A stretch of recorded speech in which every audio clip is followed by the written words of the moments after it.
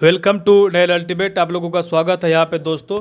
तो जैसा कि मैंने आप लोगों को पिछला वीडियो में वैदिक सप्ताह ख़त्म करा दिया, तो यहाँ पे मैं आज आप लोगों को बौद्ध धर्म शुरू करने जा रहा हूँ, जो कि बहुत इम्पोर्टेंट है। तो बौद्ध धर्म के मैं बारे में कुछ बैकग्राउंड बताऊँगा, फिर बताऊँगा बौद्ध धर्म कैसे कैसे शुरू हुआ, क्या क्या हुआ।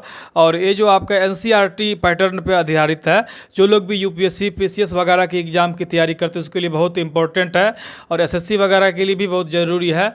और ख़ास करके उन लोगों के लिए भी बहुत काम आएगा जो लोग दिल्ली यूनिवर्सिटी का इंट्रांस क्वालिफाई करना चाहते हैं, MM एडमिशन लेना चाहते हैं, वो लोग भी उसे देखें तो उसका इंट्रांस क्वालिफाई हो जाएगा, गारंटी है मेरा। तो आप लोग कृपया अगर नया है तो हमारे चैनल को सब्सक्राइब जरूर करना। तो यहाँ पे मैं शुरू करने जा रहा हूँ, टॉपिक की तरफ चलता हूँ सीधा। कि 6ठी शताब्दी ईसा पूर्व में गंगा के मध्य मैदान में, 6ठी शताब्दी ईसा पूर्व में गंगा के मध्य मैदान में अनेक धार्मिक संप्रदायों का उदय हुआ था। अगर कहा जाए तो 62 धार्मिक संप्रदाय थे। तो ये कुछ बैकग्राउंड है पिछला बौद्ध धर्म तो शुरू करूँगा हूँ, लेकिन बता देता हूँ पिछले कैसे कैसे शुरू हुआ था। 62 धार्मिक संप्रदाय का उदय हुआ, और इन संप्रदायों में सर्वाधिक इम्पोर्टेंट बौद्ध संप्रदाय और जैन संप्रदाय रहा था। यहाँ पे इसमें से कई पूर्वोत्तर भारत में रहने वाले विभिन्न संप्रदायों में प्रचलित धार्मिक प्रथा और अनुसंधान विधियों पर आधारित थी। इसमें जैन और बौद्ध सर्वाधिक मतलब इम्पोर्टेंट था। जैन और बौद्ध जो था सर्वाधिक इम्पोर्टेंट था। उसके उद्भव का कारण यदि देखा जाए तो उद्भव के कई कारण थे। एक तो उस समय समाज 4 वर्णों में विभाजित था, 4 वर्णों में समाज विभाजित था, जिसमें ब्राह्मण, जिसका काम पुरोहितों का कहा था शिक्षा देना था, और दूसरा आपका क्षत्रिय हो गया, जिसका काम युद्ध करना और शासन करना था, और कर वसूलने का काम भी क्षत्रिय ही किया करते थे। टैक्स वसूलते भी थे, टैक्स को लेने का काम भी इसका ही था, टैक्स वसूलते भी थे। और एक तीसरा वर्ण वैश्य था, जिसका पेशा था पशुपालन और व्यापार था।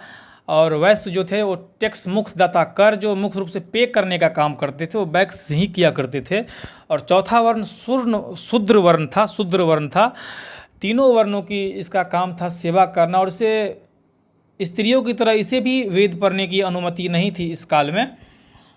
तो इन तमाम तरह का कर्मकांड का युग हो चला था। उसमें ब्राह्मणों को पुरोहितों और शिक्षकों का काम सौंपा गया, और समाज में अपना उच्च स्थान समझ ले गया। और ये भी था एक समाज में कि अपराधी यदि उच्च वर्ण का होता था तो अपराध कठोर भी यदि करता था तो उसे मिनिमम मतलब सजा दिया जाता था। यदि नीचे वर्ण का अपराधी है, छोटा छोटा अपराध भी करता तो उसे बड़ी से बड़ी सजाएं दी जाती थी। इन सब तमाम सारे कर्म कांडों को देखते हुए जैन धर्म के संस्थापक यानी कि महावीर और गौतम बुद्ध, दोनों जो कि क्षत्रिय वंश के थे, इन दोनों ने ब्राह्मणों की समानता को चुनौती दिया, और तब जाके बौद्ध धर्म और जैन धर्म आया। तो यहाँ पे मैं आप लोगों को बौद्ध धर्म बताने जा रहा हूँ। यहाँ पे मैं आप लोगों को बौद्ध धर्म अभी समझाऊंगा। तो सबसे पहले मैं बताऊंगा कि महात्मा बुद्ध, जिसके बचपन का नाम सिद्धार्थ था, उसके बारे में कुछ कहानी बता देता हूँ।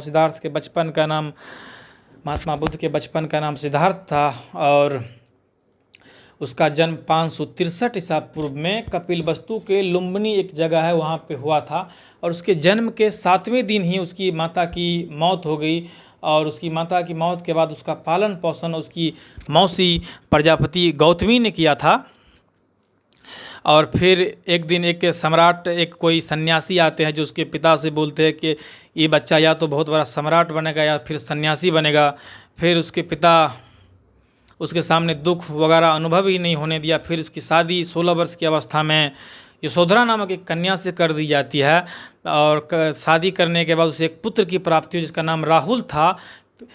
इतना होने के बाद भी वो गृहस्थ के जीवन में उसे मन नहीं लगा, और सांसारिक समस्याओं से व्यथित होकर महात्मा बुद्ध ने एक दिन 29 वर्ष की अवस्था में अपने गृह का त्याग कर देता है। और गृह त्याग करने जो त्याग किया, उस घटना को महाभिनिष्क्रमण कहा गया, जो कि बहुत ही इम्पोर्टेंट है, बहुत सारे एग्जामों में आते रहते हैं अक्सर। और गृह त्याग करने के बाद उन्होंने अलार कलाम से सांख्य दर्शन की शिक्षा ली, और कई सारे टीचरों से पढ़ा। फिर जाकर उन्हें वैशाख पूर्णिमा के दिन पीपल वृक्ष के नीचे निरंजना नदी के तट पे ज्ञान की प्राप्ति हुई, तब जाके वो बुद्ध कहलाते हैं। फिर वो उपदेश देते हैं तरह तरह। तो मैं आपका समय बर्बाद न करते हुए यहाँ पे टॉपिक की ओर चलता हूँ। बौद्ध धर्म के संस्थापक महात्मा बुद्ध थे। बौद्ध धर्म के संस्थापक महात्मा बुद्ध थे। और उसके बचपन का नाम सिद्धार्थ था। महात्मा बुद्ध के बचपन का नाम सिद्धार्थ था, जो कि महावीर के समकालीन था। महावीर नेक्स्ट टॉपिक होगा आपका, जैन धर्म का है। और उसका जन्म शाक्य नामक क्षत्रिय कुल में कपिलवस्तु के निकट तराई नेपाल के लुम्बिनी में हुआ था। उसका जन्म शाक्य नामक क्षत्रिय कुल में कपिलवस्तु के निकट नेपाल तराई में अवस्थित लुम्बिनी में हुआ था। और जन्म कब हुआ था? तो 563 ईसा पूर्व में हुआ था उसका जन्म। ये डेट आप लोग याद रखना, कहीं कहीं 566 ईसा पूर्व भी लिखा रहता है, तो देख लेना आप लोग। और कपिलवस्तु की जो पहचान है वो बस्ती जिले में पिपरवा से की गई है। इम्पोर्टेंट है ये, आप लोग कृपया देखें। और उसके पिता सुद्योधन नाम था, जो कि कपिलवस्तु के शाक्यों के गणराज थे। और उसकी माता का नाम महामाया देवी था, जो कि कोलिय गणराज की राजकुमारी थी। इम्पोर्टेंट है यहाँ पे। उसके पिता सुद्योधन कपिलवस्तु के शाक गणराज के गणराजा थे और माता कोलिय गणराज की थी। तो ये आप लोग देख लेना। और सिद्धार्थ के जन्म के 7वें दिन ही उसकी माता की मौत हो गई। और उसका पालन पोषण उसकी मौसी प्रजापति गौतमी ने किया है, जो कि आगे बताऊंगा। महात्मा बुद्ध के एक शिष्य आनंद के कहने पे प्रथम शिष्या इसी को बनाया गया। महिलाओं को यदि प्रवेश दिया गया तो प्रथम यही बनी थी, तो आगे ये तो बताया जाएगा। और 16 वर्ष में इसका विवाह यशोधरा से किया गया। यशोधरा का अन्य नाम है, जो कि एग्जामों में आते हैं, जैसे भद्रकाशना हो गया, एक नाम यशोधरा का गोपा भी है, एक बिंबा भी है। ये बहुत इंपॉर्टेंट है, आते रहते अक्सर, आप लोग लिख ले, कृपया अच्छे से लिख ले। यशोधरा का अन्य नाम क्या है? गोपा,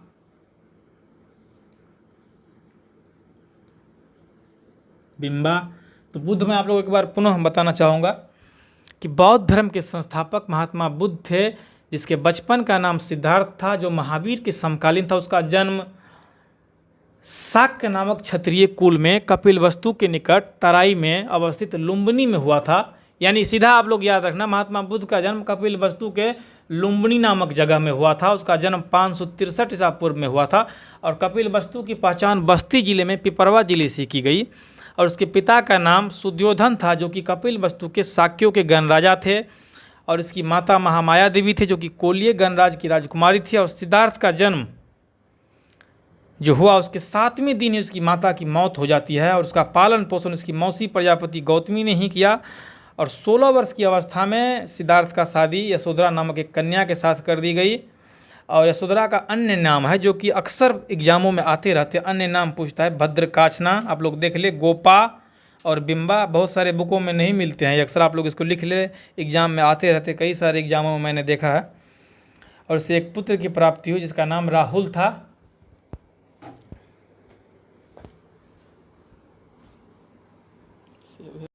गौतम बुद्ध के अब जीवन संबंधित 4 दृश्य है, जो बहुत ही इम्पोर्टेंट है यहाँ पे, जिसे देख के गौतम बुद्ध के मन में वैराग्य की भावना की ओर उन्होंने अग्रसर हुआ। तो पहला था, उन्होंने जब एक बार निकला था अपने घोड़े से निकल के, तो उन्होंने देखा था, घोड़े पे सारथी के साथ गया था, तो प्रथम दृश्य देखा था वृद्ध व्यक्ति को, और दूसरा दृश्य उन्होंने बीमार व्यक्ति देखा था, और तीसरा मृत व्यक्ति, और चौथा सन्यासी देखा था। जो सबसे खुश यही था, सर्वाधिक प्रसन्न सन्यासी ही था। तो उन्होंने उसके मन में सन्यासी बनने का ख्याल आया था। और इसके बाद उन्होंने 29 वर्ष की अवस्था में गृह त्याग कर दिया, जिसे महाभिनिष्क्रमण कहा गया है, जो कि बहुत ही इंपॉर्टेंट है। बहुत सारे एग्जामों में आते हैं कि महात्मा बुद्ध ने जो गृह त्याग किया था उसे क्या कहा गया था, तो महाभिनिष्क्रमण होगा कि 29 वर्ष की अवस्था में जो उन्होंने घर छोड़ा उसे महाभिनिष्क्रमण कहा गया है। और उन्होंने सर्वप्रथम अनुपेय नामक एक आम्र उद्यान था, आम का बगीचा था, उसमें कुछ दिन तक रुका था गृह त्याग करने के बाद। बहुत सारे किताबों में नहीं मिलता, आप लोग लिख ले कृपया। सर्वप्रथम अनुपेय नामक आम्र उद्यान में कुछ दिन रुका। इसके बाद वैशाली के एक आलार कलाम थे, जिसे सांख्य दर्शन की शिक्षा ली उन्होंने। उसका प्रथम गुरु आलार कलाम ही थे, प्रथम गुरु, ये भी इम्पोर्टेंट है। आलार कलाम से सांख्य दर्शन की शिक्षा ली थी। ये वैशाली के थे आलार कलाम, और इसे सांख्य दर्शन की शिक्षा ली थी। इसके बाद राजगृह के एक रुद्रक रामपुत था, जिससे भी उन्होंने शिक्षा लिया था। ये दूसरा गुरु हो गया इसका। इसके बाद उसको पश्चात भी ज्ञान की प्राप्ति नहीं, उन्होंने कठोर साधनाएं की।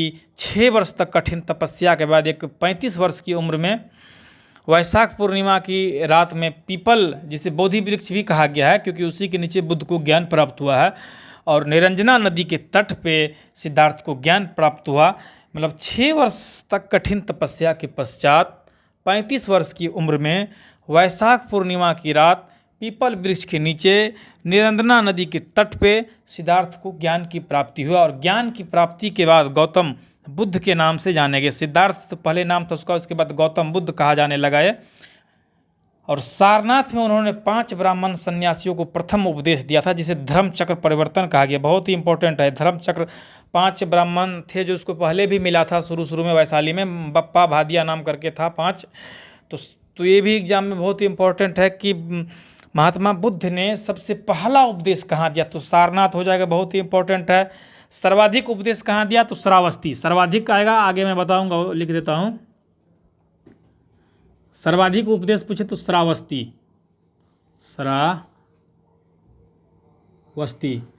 महात्मा बुद्ध ने पहला उपदेश कहाँ दिया, तो सारनाथ।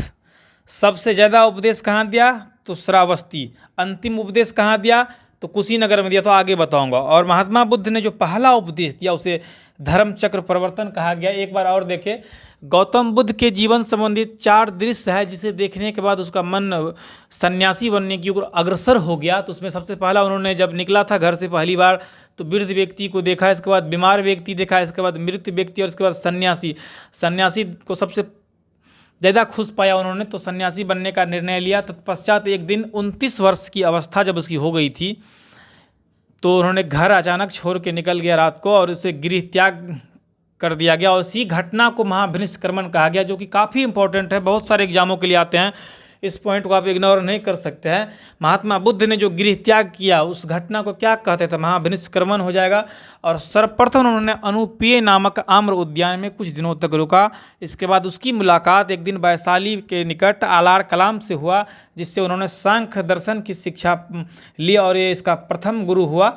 महात्मा बुद्ध का प्रथम गुरु बहुत बार आता है क्वेश्चन, कौन था, तो आलार कलाम होगा। और उसके बाद राजगिरी में एक दिन रुद्रक रामपुत से भी उन्होंने शिक्षा लिया, तो दूसरा गुरु ये हो गया। और इसके बाद 6 वर्ष तक कठिन तपस्या के पश्चात 35 वर्ष की उम्र में वैशाख पूर्णिमा की रात पीपल वृक्ष के नीचे निरंजना नदी के तट पे सिद्धार्थ को ज्ञान की प्राप्ति हुआ।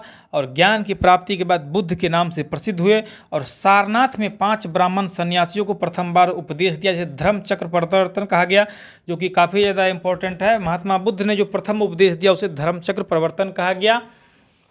तो अब यहाँ पे कुछ और पॉइंट है कि बुद्ध ने अपने शिष्य आनंद के कहने पे संघ में महिलाओं को प्रवेश दिया। एक बार की बात है, बुद्ध जब एक बार महात्मा बुद्ध बता रहे थे अपने शिष्य आनंद को कि यदि संघ में महिलाओं का प्रवेश न होता तो बौद्ध धर्म 1000 वर्षों तक चलता, लेकिन यदि महिलाओं को प्रवेश दे दिया गया है तो केवल और केवल 500 वर्षों तक ही टिकेगा।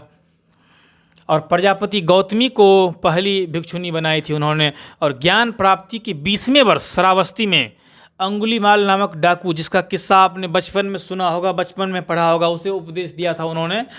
ज्ञान प्राप्ति के 20वें वर्ष श्रावस्ती में उन्होंने अंगुलीमाल नामक डाकू को ज्ञान, इसके बाद उसका वो शिष्य बन गया था अंगुलीमाल की कहानी तो आप लोगों ने पढ़ा ही होगा। और यहाँ पे जो अभी मैं पॉइंट बता रहा था जो कि एग्जाम के हिसाब से बहुत ही इम्पोर्टेंट पॉइंट है, महात्मा बुद्ध ने पहला उपदेश सारनाथ में दिया था, सर्वाधिक उपदेश श्रावस्ती में दिया, और अंतिम उपदेश कुशीनगर में सुबुद्ध को दिया था। और अंतिम उपदेश 483 ईसा पूर्व में अपने एक शिष्य चुंद के यहाँ शुगर मद खाने के कारण उसकी मृत्यु हो जाती है। और जो मृत्यु हुई उसको महापरिनिर्वाण कहा गया है। बुद्ध की जो मृत्यु हुई उसे महापरिनिर्वाण कहा गया है, बहुत ही इंपॉर्टेंट है। बुद्ध ने जो गृह त्याग किया था उसे महाभिनिष्क्रमण कहा गया। इसके बाद महात्मा बुद्ध ने जो प्रथम प्रवचन दिया उसे धर्म चक्र परिवर्तन कहा गया। और बुद्ध ने जो मृत्यु हुई बुद्ध की जो उसे महापरिनिर्वाण कहा गया, आप लोग देखें। और बुद्ध की मृत्यु के बाद उसके अवशेषों को 8 भागों में बांट दिया गया, जिससे 8 स्तूपों का निर्माण किया गया। और बौद्ध धर्म के कुछ यहाँ पे इम्पोर्टेंट सिद्धांत है, तो यहाँ पे सिद्धांत में तो और आगे मैं कल और सिद्धांत बताऊंगा, लेकिन अभी इतना देख ले। बौद्ध धर्म की भाषा पाली थी, जो बहुत इंपॉर्टेंट है। जैन धर्म की भाषा प्राकृत थी। बौद्ध धर्म की भाषा पाली है, बहुत इंपॉर्टेंट है, एग्जामों में आते हैं कि बौद्ध धर्म की भाषा कौन सी है, आपको ऑप्शन में दे देगा तो पाली लगा देना है आप लोगों को। और बौद्ध धर्म जन्म आधारित वर्ण व्यवस्था को अस्वीकार करता है, यानी जन्म आधारित जो वर्ण व्यवस्था है उसको स्वीकार नहीं करता है। और बौद्ध धर्म ईश्वर और आत्मा को नहीं मानता, लेकिन पुनर्जन्म की मानता है। आप लोग लिख ले कृपया, बौद्ध धर्म में ईश्वर और आत्मा को नहीं मानता है, लेकिन पुनर्जन्म को मानता है। और ये जो बौद्ध धर्म का सिद्धांत है उसको मैं कल आगे बताऊंगा, और कल मैं आप लोगों को बौद्ध की और तमाम विचारधाराएं बताऊंगा, बौद्ध संगति के बारे में बताऊंगा, बौद्ध संगति जो उस समय हुए थे, 4 संगति हुआ था उसके बारे में बताऊंगा। और एक बार आप लोग और देख ले तो अच्छा रहेगा हमारे हिसाब से। गौतम बुद्ध के जीवन संबंधित 4 दृश्य है, शॉर्ट में जल्दी देख ले। वृद्ध व्यक्ति, बीमार व्यक्ति, मृत व्यक्ति और सन्यासी। सन्यासी को देखने के बाद उन्होंने अपने मन में इच्छा जाहिर किया कि सन्यासी ही बना जाए, और 29 वर्ष की अवस्था में जो गृह त्याग करता है इसे महाभिनिष्क्रमण कहा गया। और सर्वप्रथम अनुपेय नामक आम्र उद्यान में कुछ दिन रुकता है। इसके बाद वैशाली में आलार कलाम से सांख्य दर्शन की शिक्षा ली, जो इसका प्रथम गुरु हुए। और राजगिरी में रुद्रक रामपूत से भी शिक्षा ली, और 6 वर्ष तक कठिन तपस्या के पश्चात 35 वर्ष की उम्र में वैशाख पूर्णिमा की रात पीपल वृक्ष के नीचे उसे ज्ञान की प्राप्ति होती है। तब से बुद्ध से नाम से प्रसिद्ध हुआ। और सारनाथ में 5 ब्राह्मण सन्यासियों को उन्होंने प्रथम उपदेश दिया, जैसे धर्मचक्र प्रवर्तन कहा गया। और बुद्ध ने अपने शिष्य आनंद के कहने पर संघ में महिलाओं को प्रवेश दिया, और प्रजापति गौतमी इसकी पहली भिक्षुणी बनी। और ज्ञान प्राप्ति के 20वें वर्ष श्रावस्ती में उंगलीमाल नामक डाकू को उन्होंने शिक्षा दिया, और पहला उपदेश सारनाथ में दिया था, सर्वाधिक उपदेश श्रावस्ती में, और अंतिम उपदेश कुशीनगर में सुबुद्ध को दिया था। और 483 ईसा पूर्व में 80 वर्ष की अवस्था में एक चुंद नामक उसका शिष्य था, उसके यहाँ शुकर मद खाने के कारण उसकी मौत हो जाती है, और इस घटना को महापरिनिर्वाण कहा गया है। और बुद्ध की मृत्यु के बाद उसके अवशेषों को 8 भागों में बांट दिया गया, जिससे स्तूपों का निर्माण किया गया। और बौद्ध धर्म के सिद्धांत है, जैसे बौद्ध धर्म की भाषा पाली में उपदेश दिया गया, जन्म आधारित वर्ण व्यवस्था को अस्वीकार करता है, बौद्ध धर्म ईश्वर और आत्मा को नहीं मानता है। तो इसके बाद मैं आप लोगों को कल बताऊंगा, और कल बौद्ध संगति भी बताऊंगा, और बुद्ध की जो विचारधाराएं थी उसके बारे में हम लोग विस्तृत चर्चा करेंगे। तो आप लोग उसको देख ले 1-2 बार, इसके बाद अपना नोटबुक पढ़ ले तो आपका ये टॉपिक पक्का हो जाएगा। धन्यवाद दोस्तों।